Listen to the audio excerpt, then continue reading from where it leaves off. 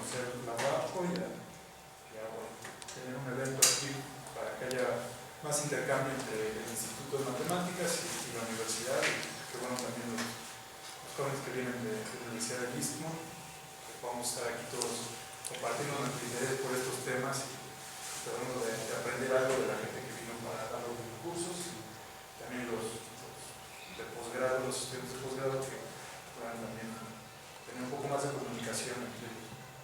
Entonces, pues sin mucha más explicación, vamos a empezar, porque ya estamos un poco tarde, como vieron, estamos todavía organizando, entendiendo bien cómo funciona todo. Y la primera charla de hoy es de Nancy Leticia González Morales, nos va a hablar de sistemas perturbados y ser lineal o bifurcar en el interno. Bueno, voy a omitir más las presentaciones y los agradecimientos al final. Justamente decidí llamarle sistemas perturbados, ser lineal o bifurcar en el intento, y de hecho a mandarlo el título, vieras una vez el índice de Cohen. Entonces, básicamente lo que se quiere abordar aquí es cómo se relaciona la geometría y la dinámica de ecuaciones diferenciales. Y comienzo con esta imagen que ilustra,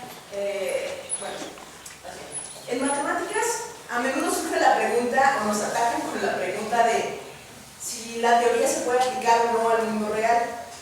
Entonces, en algunos casos, cuando se plantea un modelo matemático de algún fenómeno natural, pues nos interesa saber si las ecuaciones mismas que lo describen son sensibles o no a perturbaciones, no solo en las condiciones iniciales, sino cuando se introducen parámetros.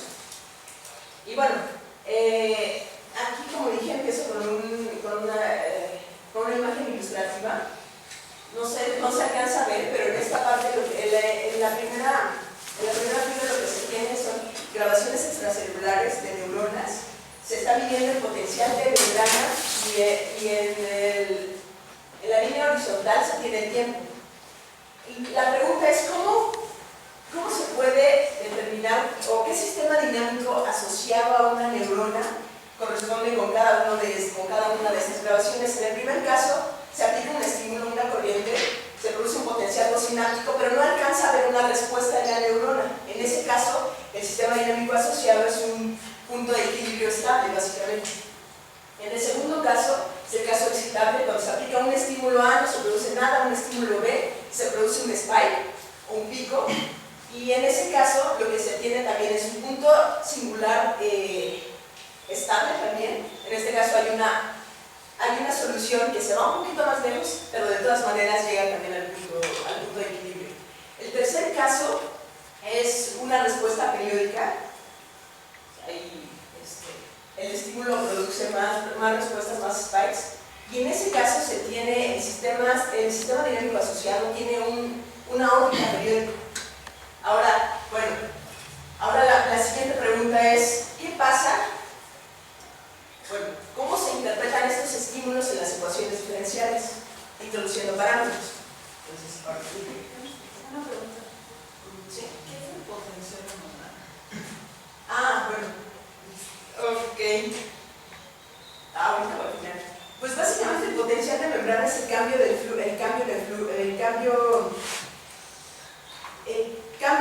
movimiento de electrones entre la parte interna y interior y exterior de la célula. Eso es básicamente lo que pasa.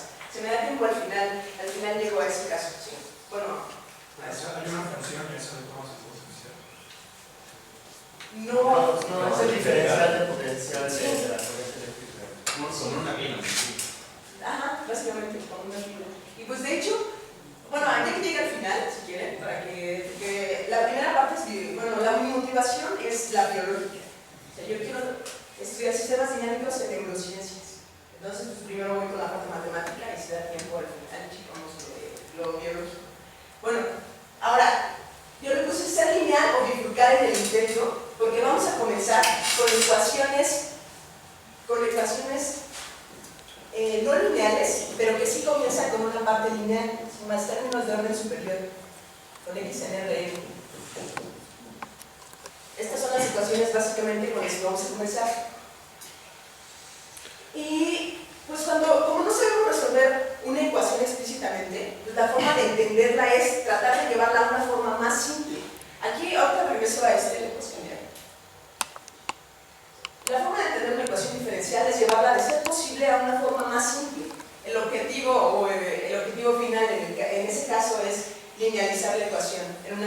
evento singular. Pues básicamente aquí tenemos el campo vectorial del sistema de ecuaciones diferenciales. Lo que queremos es quitarle estos términos de orden superior y simplemente estudiar este caso. Y pues en el flujo solución pues es encontrar una transformación ya sea continua, diferenciable o analítica que lleve un flujo solución en otro flujo solución y con los respectivos vectores asociados a cada punto. En la teoría local tenemos el teorema de Groman-Harman que da una clasificación topológica, es decir, esta transformación va a ser una transformación continua. Y para este caso, lo único que se le pide es que el espectro o el conjunto de valores propios, lambda 1 y lambda 2, sea hiperbólico, es decir, que la parte real de los valores propios sea distinta de cero. En el caso de la clasificación diferenciable está el teorema de Chen. También lo que se pide es la hiperbolicidad. Y de hecho esa clasificación es C infinito, es decir, esa transformación que lleva un flujo solución en otro es de hecho diferenciable, C infinito. Ay, mira. Y en la clasificación analítica está el teorema de Poincaré.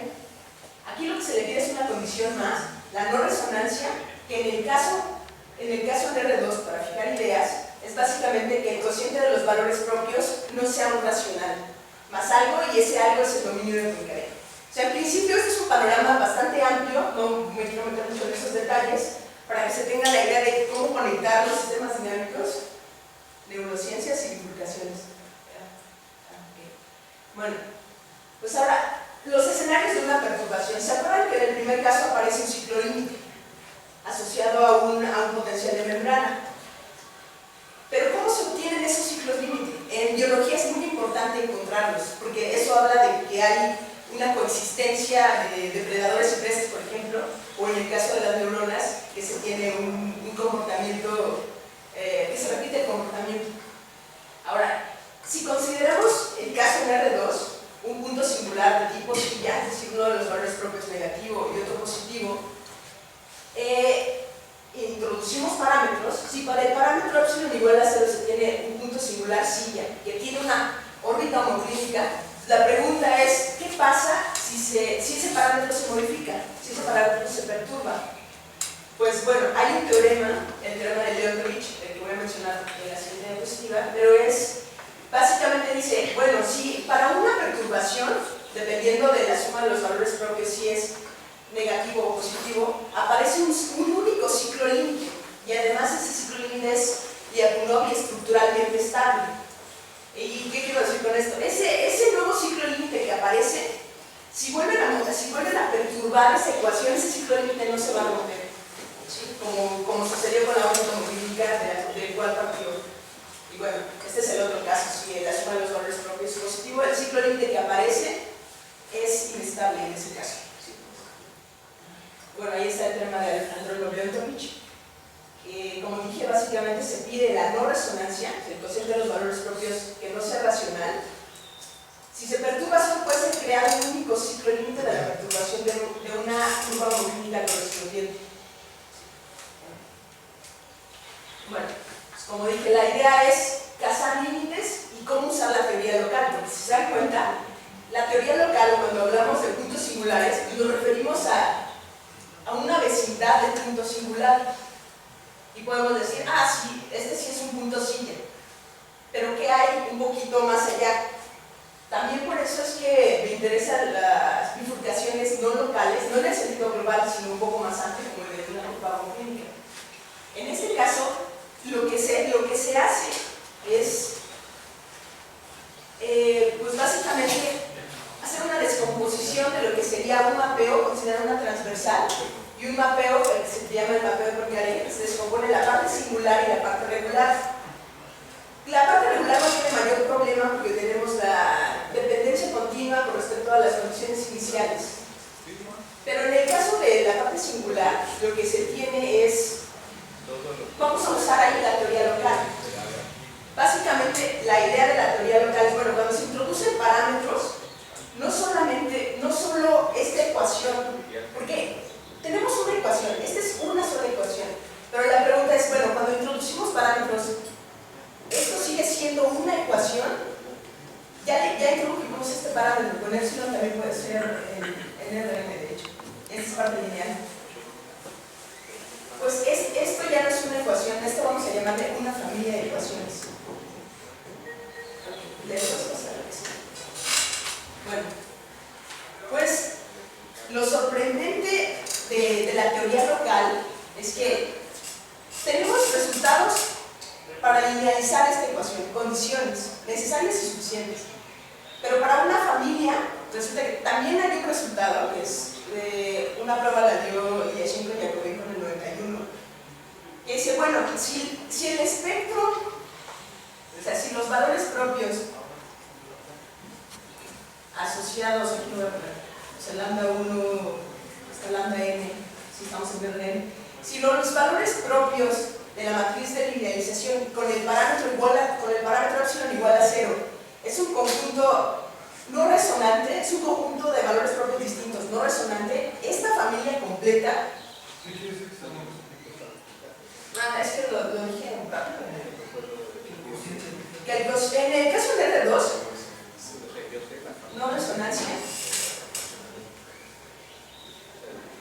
En R2, porque en Rn es un poquito más elaborado.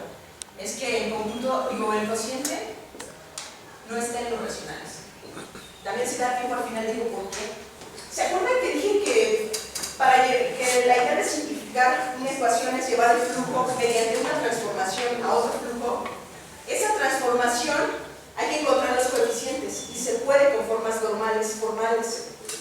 Pero aparecen, o sea, la forma en que se determinan esos coeficientes, aparece un cociente. La idea de no resonancia es quitar los ceros del denominador, ¿sí?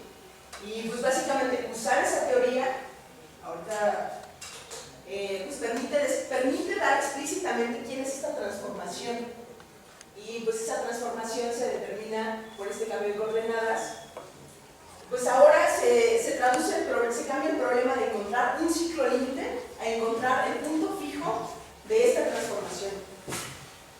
Pues resulta que dadas las condiciones, este cociente, bueno, esa transformación va a ser una contracción fuerte. Entonces, pues bueno, por el teorema del punto fijo existe un único punto fijo que además es estable, y eso se traduce a la estabilidad en el punto del ciclo límite. Bueno, para ilustrar geométricamente otro ejemplo, tenemos el caso de R3. En R3 también consideramos una órbita homoclínica, ahí ya no lo comenté, pero este es un punto singular.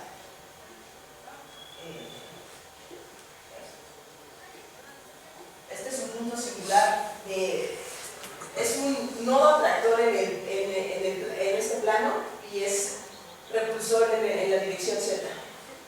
Y tenemos ahí, si tenemos una órbita homoclínica en R3, también hay un teorema que dice, existe una perturbación para la cual, cuando se rompe esa órbita homoclínica, se genera un único ciclo límite. Aquí hay que usar teoría del punto fijo y teoría del ciclo hiperbólico, porque en ese caso, pues la transversal ya no es una recta, vamos a tener planos. Y la imagen de este rectángulo bajo el flujo se va a deformar en esos triángulos que vemos, y depende de la suma de los valores propios, que se tenga una contracción fuerte o una contracción y una expansión en un sentido.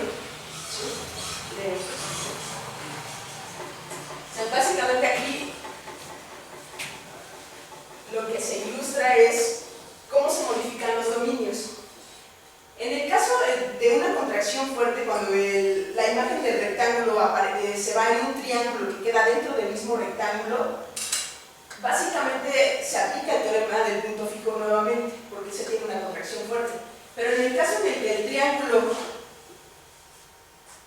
se sale, se utiliza teoría del punto fijo hiperbólico, porque en ese caso se va a usar la transformación directa y la transformación inversa. Porque en ese caso, si se acuerdan, aquí va a haber una contracción y una expansión. Pero cuando se tome el mapeo inverso, donde había una contracción, ahora va a haber una expansión, y donde había la expansión, ahora va a haber una contracción. Y entonces, básicamente, el punto fijo que surge es el de la intersección de esas dos imágenes, con el mapeo directo y el mapeo inverso. Bueno, la idea de la primera parte es, como dije, considerar una ecuación con parte lineal más términos de orden superior y saber qué sucede cuando hay bifurcaciones, o sea, cuando aparecen perturbaciones que están asociadas a parámetros y si surgen ciclos límite. Y los ciclos límite tienen bastante sentido biológico. Ahora, la otra parte, no sé cuánto tiempo me queda, ¿me pueden decir? 5 minutos. 5 minutos. Bueno. La otra parte que le llamé, y era así una vez el índice de Conley, es también usar métodos topológicos, básicamente un invariante topológico, que permite no solamente decir, no solamente determinar la existencia de las soluciones, sino también su estabilidad, pero en un sentido más general, porque, si se acuerdan, mencioné, es muy importante que en el primer caso tenemos una ecuación que tiene parte lineal y a partir de eso se dan las condiciones necesarias y suficientes para las cuales se puede aparecer un ciclo límite. Pero en el caso del índice de Conley, lo que vamos a tener es una ecuación con una función diferenciable, pero no necesariamente con parte lineal. Entonces, es una perspectiva desde el lado topológico, cómo determina la topología, la geometría y la dinámica de las ecuaciones diferenciales. En este caso, necesitamos básicamente 3 definiciones. ¿Qué es un conjunto invariante? Pues tenemos el plano.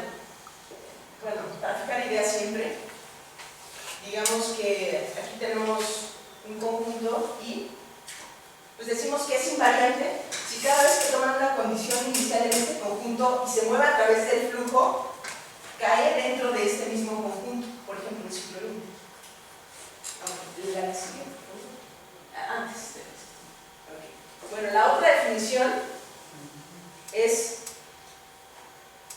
¿qué es una vecindad aislante?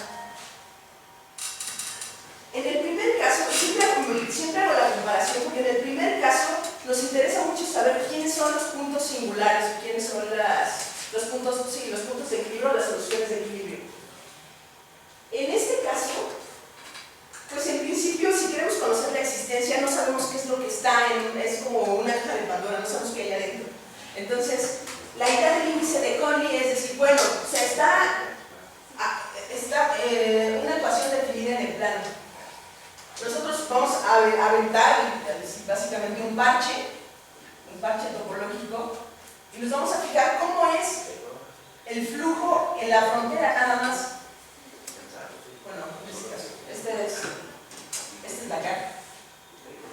Si el índice de Conley, que posteriormente voy a definir, es no trivial, es decir, es no cero, entonces quiere decir que hay algo ahí adentro. Se prueba la existencia con eso, la existencia de una solución de un conjunto invariante ahí adentro de esa caja. La siguiente pregunta es, bueno, ¿qué pasa cuando se perturba?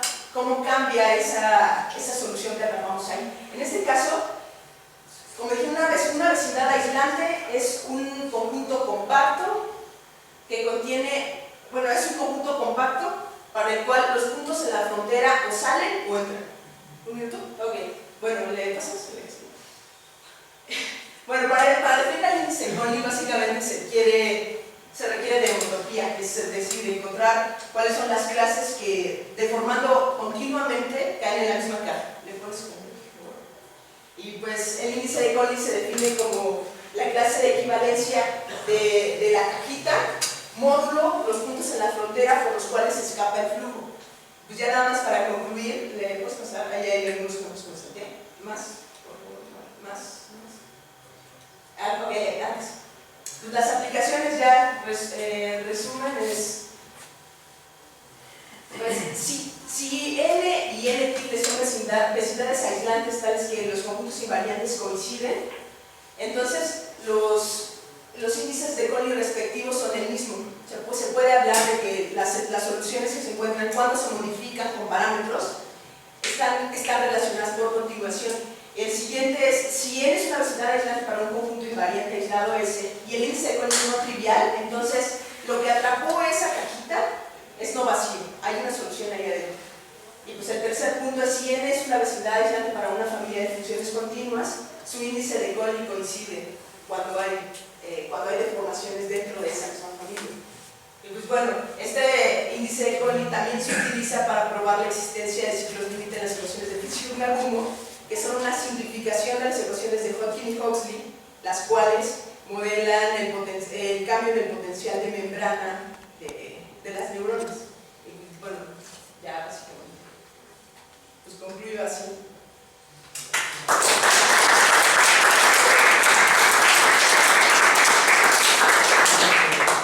¿Tiene alguna pregunta para nosotros sobre eso? ¿Este índice de Colli se parece como al índice de Cauchy en el caso de la variable compleja?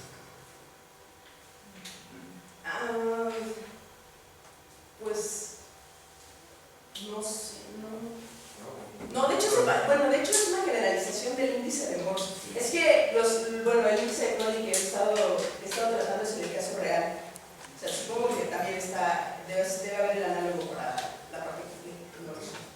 Y pues es una generalización del Morse.